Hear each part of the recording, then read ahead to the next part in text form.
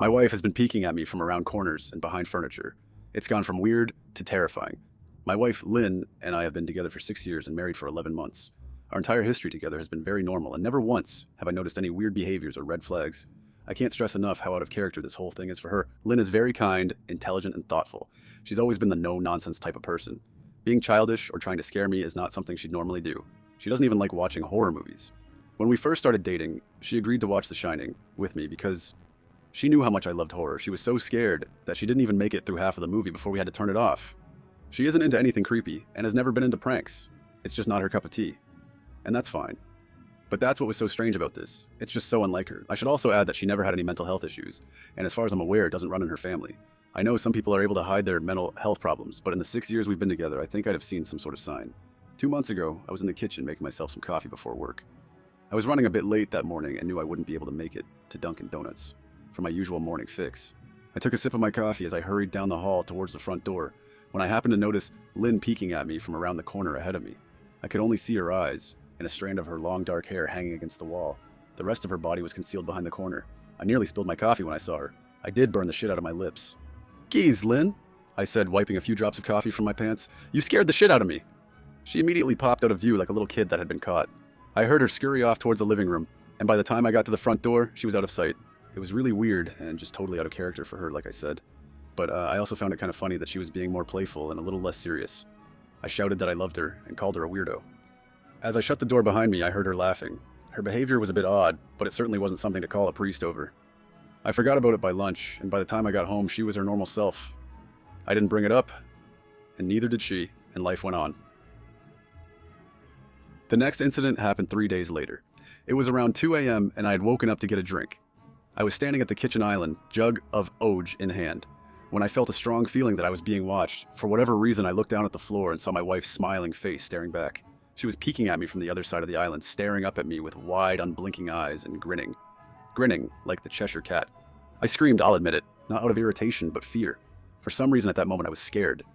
At the sound of my scream, Lynn scuttled backwards out of my view, her hands and feet smacking the tile floor as she hurried out of the kitchen on all fours. I didn't run after her, or even yell after her. I just stood there frozen in shock, wondering what fuck had possessed her to do that.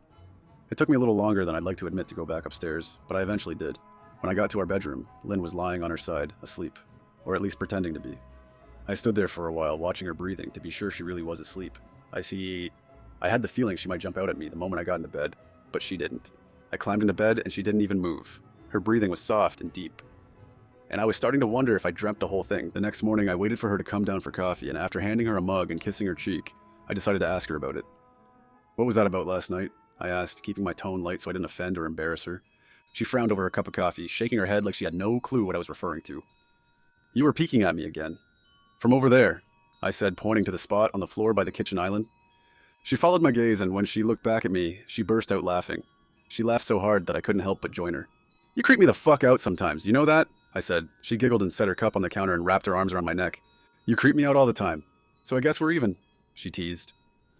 We said our goodbyes and left for work.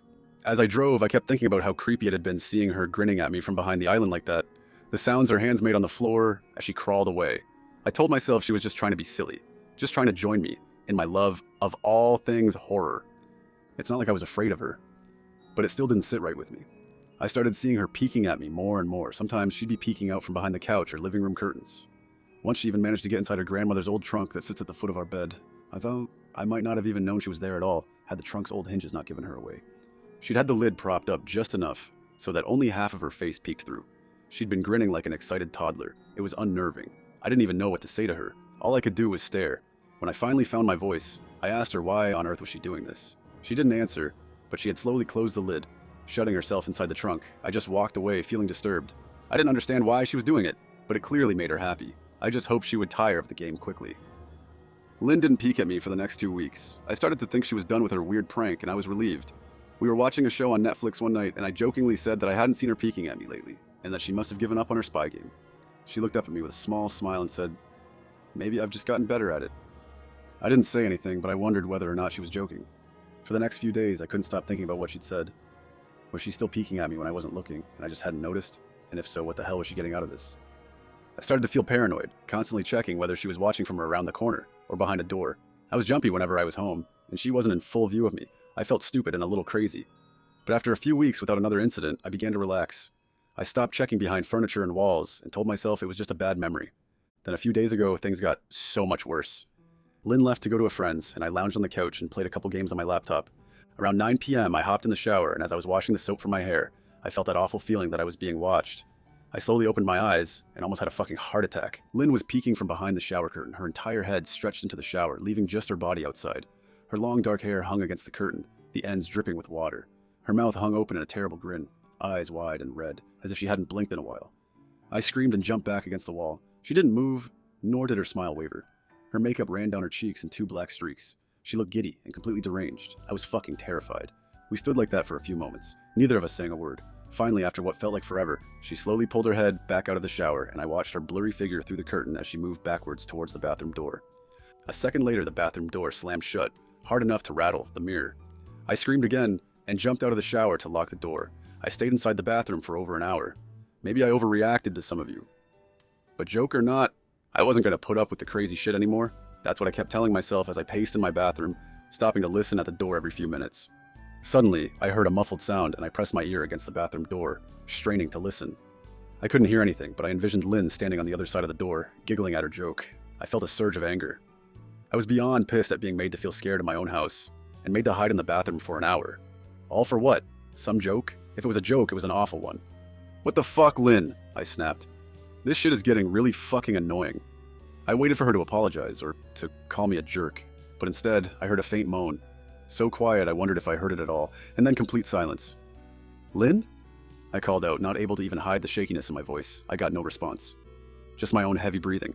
"I swear to God!" "Just fucking stop it," I yelled, pounding my fist on the door. I waited for her to cuss me out, something I would expect from me talking to her like that. I never screamed at her before, but there was nothing. Just the occasional drip from the shower head. I won't deny that I was scared, too afraid to open the damn door and face my own wife. I waited another 30 minutes or so, which feels like a fucking lifetime when you're scared. Finally, I decided I wasn't going to spend the night hiding in my bathroom, so I got down on my knees and peered under the door. I almost expected to see her face peeking back at me, but thankfully I didn't. I could see straight down the hallway to the top of the stairs, but no Lynn. I didn't know if I should be happy about that or not. I looked for a few minutes, waiting to see her head pop up over the top step, but it never came. I stood up, my hand hovering over the door, and mentally prepared myself to open it. I slowly turned the lock with shaky fingers and was about to yank it open when I heard a sound that still makes me feel nauseous when I think about it. A moan, louder than before, but this time I was able to tell just where it was coming from. I turned my head to the closet door as if in slow motion, and locked eyes with my wife, who was peeking out at me from the slight gap. Her eyes were still wide as ever, and her mouth was hanging open in this most grotesque, gaping smile I'd ever seen. I didn't even scream. I was too scared for even that. Her hands were clasped to her chest, body trembling with sheer delight as if she could barely contain her excitement. A short, raspy moan bubbled up from her throat, deep and raw, sending a shiver through my entire body. Somehow I found the ability to pull the bathroom door open and ran as fast as I could all the way down the steps, snagging my keys and phone from the table in the living room before running outside to my car. I could hear her shrill laughter behind me, but I didn't hear her getting closer. I didn't bother shutting the front door. I drove away from the house faster than I legally should have, shivering the entire time, either from fear or the cold, maybe a little of both. I hadn't grabbed a coat or even a pair of shoes. I was still in my boxers and my hair was still damp.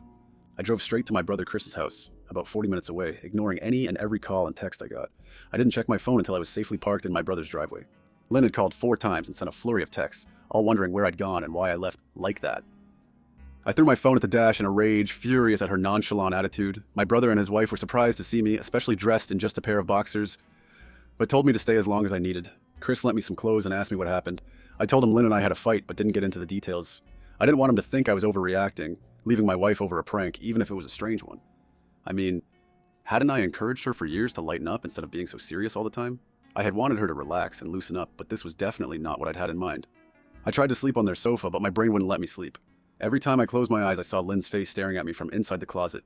Knowing she'd been in there with me the entire time made my skin crawl. She'd never left the fucking bathroom at all. Instead, she slipped inside the closet and slammed the bathroom door shut to fool me.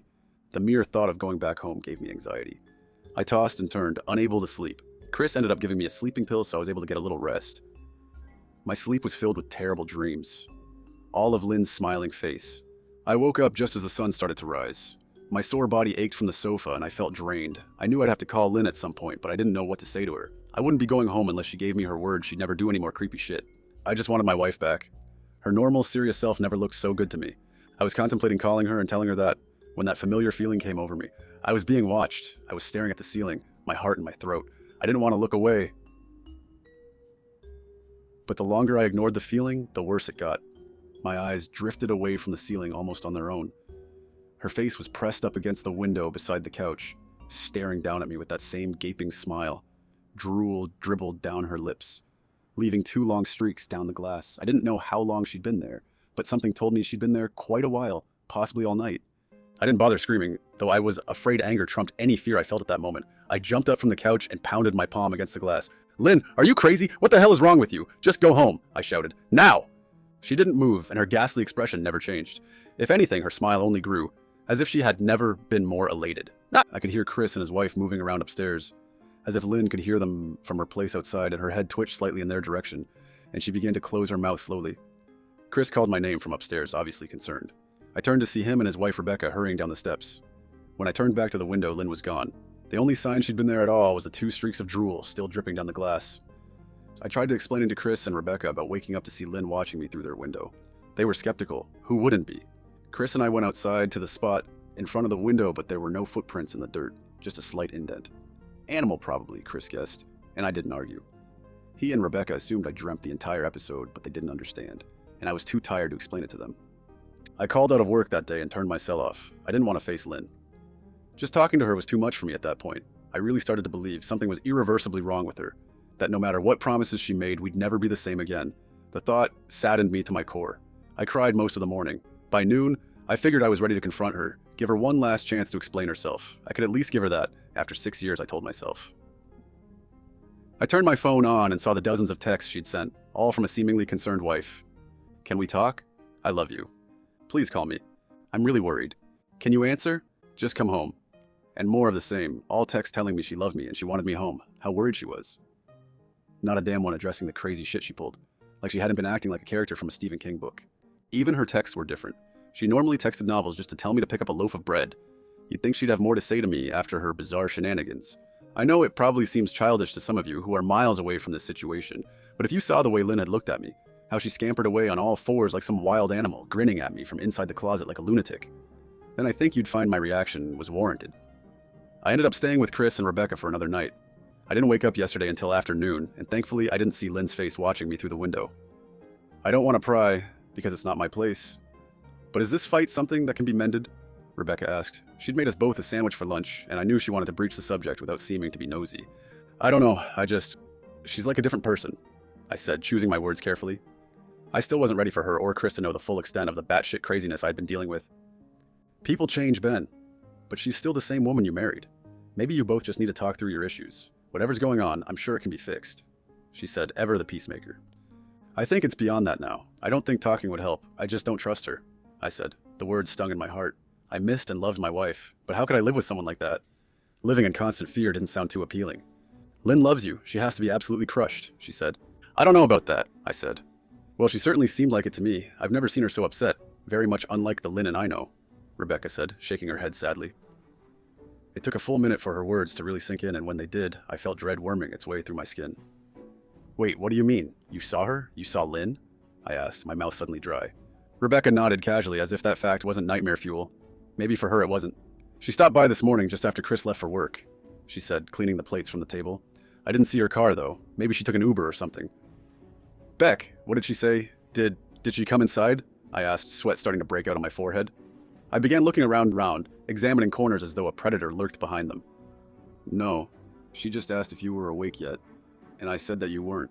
I asked if she wanted me to wake you, but she said no, just said to let you sleep, she said as she washed the dishes. That's all? She didn't say anything else? I asked. No, she looked awful though, like she hadn't slept in days. I think you should call her. I got up from the table and thanked Rebecca for lunch. I felt a little bit better at the knowledge that at least she hadn't come inside.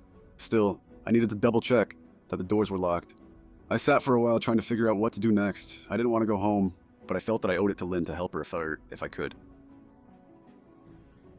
Hadn't I swore an oath to love and honor her through sickness and in health? Clearly, she was very sick.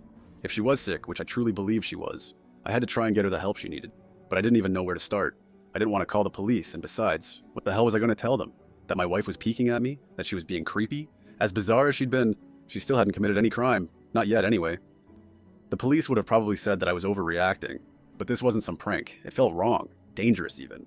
Like something sinister lurked beneath her smile. I knew as her husband, I was well within my rights to have her committed. But what if she'd simply acted normal in their presence? She'd obviously been able to fool Rebecca into thinking she was just a concerned wife. As long as the doctors didn't find her a danger to herself or others, they'd have no choice but to release her after 72 hours.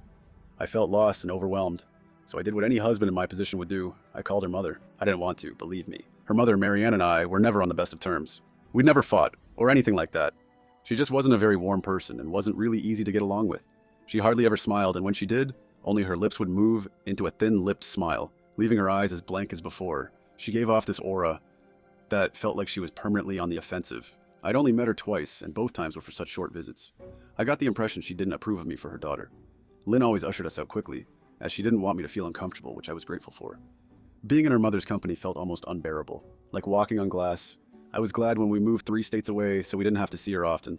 I was happy to avoid the woman, but I needed her help. I really didn't want to talk to her at all, but I had to talk to someone, and someone who knew Lynn better than I did. So I grit my teeth and did what I had to.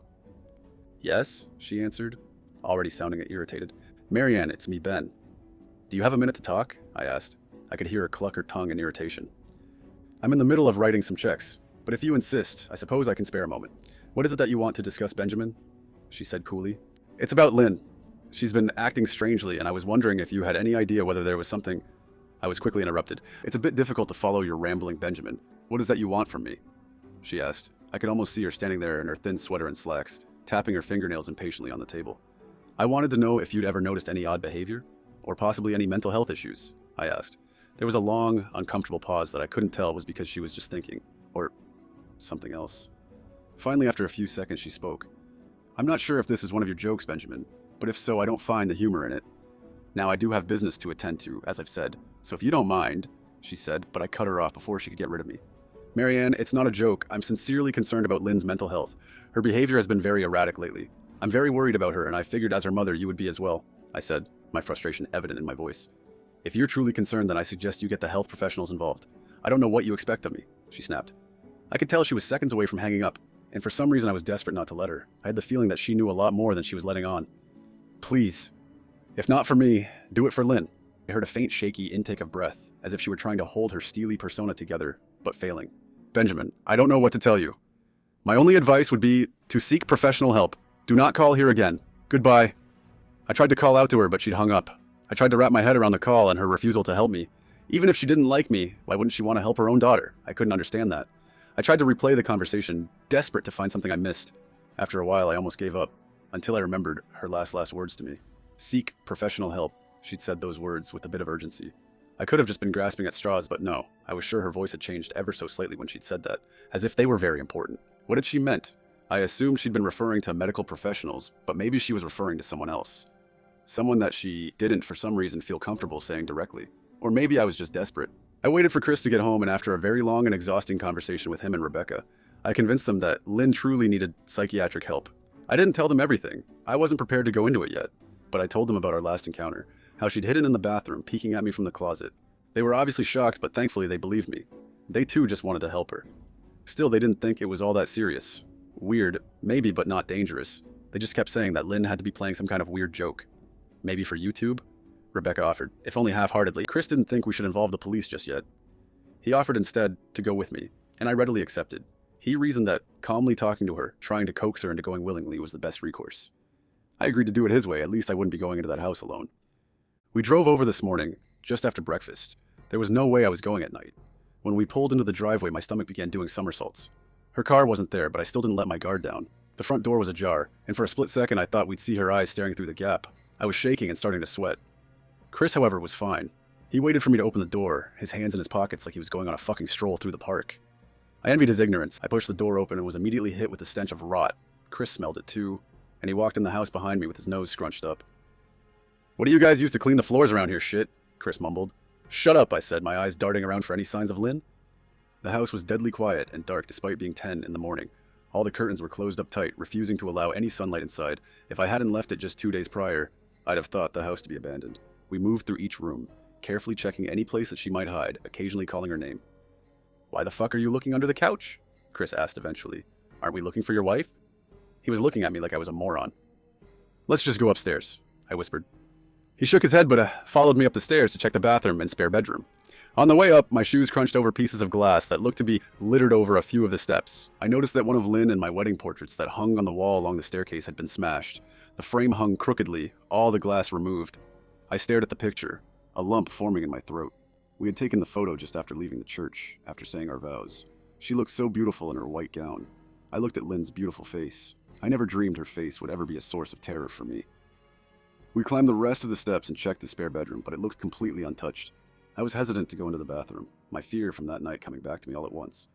Chris noticed and offered to go in by himself, but I couldn't let him do that. So we walked in together, checking the closet and the shower. The bathroom looked as if it hadn't been touched since the night I left. "I don't think she's here, Ben. Why don't you pack some clothes and we'll try coming back tomorrow or something?" Chris said. I nodded and went into our bedroom and shoved some clothes into a duffel bag. When I checked inside our closet, I came across the source of the smell and gagged. Chris took one look and lost all color in his face. He had to go stand by the stairs to get away from the sight and smell. I gazed down in shock at what lay inside my bedroom closet. Soaking into the rug were at least a dozen eyeballs, all carefully laid out in pairs. Some were as large as a quarter, while others were as tiny as a marble. I stared down at the eyes she'd collected from small animals, and I wondered how she'd gotten them, and shuddered at the thought. Man, I thought I had it bad with Becca's shoe addiction, but fuck me. Your wife's in here collecting eyeballs, Chris said, gagging. Ben, I think we should go, he called from the hall. I'm getting nauseous. All right. I grabbed my duffel and shut the closet door, my new nightmare. I stepped out into the hall and took a deep breath of air. I could taste the rot on my tongue, and I couldn't help but gag. Who the fuck lines up eyeballs in their closet like that? Chris mumbled. I tried to tell you she needed help, I said. She doesn't need help, Ben. She needs a fucking exorcist, he said. You coming or what? I can't stand the smell any... His words died in his throat and his eyes grew wide with fear. I didn't ask him why. I could feel it. Someone was watching me, and I didn't think it was the eyes in the closet. I turned around, my eyes slowly scanning the bedroom. Christ, I whispered, as I finally saw what we'd missed. Under the bed, curled on her side, watching us and with the excitement of a kid on Christmas morning, was my wife. She held her hands together just under her chin, and they were shaking eagerly. Now that she knew she'd been found, I could hear the quiet noises she was making, a sort of hiccuping sound in her throat, as if the excitement was just too much for her. It was unnerving to say the least. Wide eyes and that same huge smile. Everything in me told me to run, but I forced it away. This was my wife. No matter how twisted, she was still the woman I married. I had to help her. Lynn, I said softly. She didn't respond, but her head bobbed back and forth in two quick little movements as if she were nodding. Baby, I just want to help, okay? Can you let me do that? I asked. I'd taken a single step forward, approaching her like some kind of dangerous animal. I love you, Lynn, I said softly, taking another step closer. She let a tiny moan escape her wide open mouth, and I had to resist the urge to run. Her shoulders were starting to quiver, and her eyes grew as large as saucers. I crouched down so I could see her better and immediately saw the blood. Her hands were covered in it. They trembled more the closer I got, as if she was barely able to contain herself. Lynn, are you hurt? You're bleeding? I said. She bobbed her head again, her bloody fingers moving up and down as if playing an invisible piano. They occasionally grazed her chin, leaving smears of blood on her skin. I wanted to recoil in disgust. The smell that was coming off of her was revolting. I could feel the vomit trying to climb up my throat. Her lips were dry and stretched thin, blood seeping between the cracks. I knew she wouldn't come out on her own, but I didn't want to leave her in the state she was in. I scooted closer and reached out to her. The excited hiccuping sounds got louder and her hands shook, fingers flexing. It was then that I could see the blood oozing from in between her fingers. Oh my God, Lynn, you're bleeding, I said. Instinctively, I reached out to take her hand, but before I could even touch her, her hand sprang out towards me. A sharp pain shot through my arm and I fell back on my ass. My arm burned, and I could see the blood dripping down onto the carpet. I looked back at her in shock and saw her grinning madly, her fingers clutching a large shard of glass. You all right in there? Chris asked from behind me. I turned my head slightly and nodded to him, cradling my arm to my chest. When I turned back to face Lynn, I saw that her focus had shifted. She wasn't looking at me anymore, and she wasn't smiling anymore either. She was staring past me, her eyes glaring at Chris, the way a hungry lion might stare at an antelope. Her mouth was still hanging open, but it was twisted into a snarl. I got to my feet and began walking backwards down the hall, afraid to take my eyes off her. Are you bleeding? Chris asked. The moment the words left his mouth, Lynn started fast scooting out from under the bed, the glass shard still in her fist. Chris, run. Go, I yelled. He must have been too afraid to move because a second later I felt my back bump into him. He was still standing at the top of the stairs, staring at the horror that was my wife. Lynn had crawled completely out from under the bed and stood in the bedroom doorway. Her face twisted in rage, her whole body was visibly tense. Blood ran down her fingers and onto the floor. Jesus, Lynn? Chris said, You, playing hide and seek? I reached back and pushed him towards the steps. "Move your ass, Chris," I said as quietly but firmly as I could. Lynn bobbed her head in fast, sharp motions and began to grin, stretching her mouth open wider and wider so that her chin seemed to touch her chest. I heard Chris mutter a prayer and then he was running down the stairs. I stood at the top of the steps, stuck between the love for a woman who clearly needed serious help and self-preservation. "I only want to help," I said, choking back tears. Her eyes focused on me once again as she slowly lifted the glass, holding it out in front of her, and then she started sprinting towards me, grinning with utter excitement. Thankfully, my body took over and I flew down the stairs, skipping 2 or 3 at a time. I made it to the front door before I felt her leap onto my back, wrapping her arms around my neck, her open mouth next to my ear so that I could hear those terrible hiccuping sounds up close. I shook her off me, knocking her to the floor. I felt a searing pain in my back as she went, but I tore open the front door and bolted to my car. Chris was standing in the front yard, talking on the phone with the police. I didn't say a word. I just ran to my car and jumped in. Chris took the hint and followed me, still on the line with 911. I watched the rearview mirror, sure I'd see her there, running after us, but I never did. I went straight to the ER and got 11 stitches in my arm and 3 on my back. The police asked a lot of questions and went back to the house to do a search, but of course, Lynn wasn't there. They advised me to stay with a friend or relative for a while, and to file a restraining order as soon as I could, but none of those things would matter. Somehow I just knew. I dropped Chris off at home and went to a motel an hour away. I wanted to put as much distance between me and Lynn as I could. This is where I've been for the last 4 hours. I thought maybe the police would find her. Maybe they'd get her the help she desperately needs. But now, I don't think so, because 40 minutes ago, I got a text from an unknown number. Just 3 words. "I found you." And a picture attached. The picture was dark and grainy, but I instantly knew what it was. There was no mistaking my wife's eye. I started typing this out immediately after. I don't know what to do. I'm alone and scared, and I can't help but feel that I'm being watched. If you like this story, please drop a like and subscribe so I can continue to make more.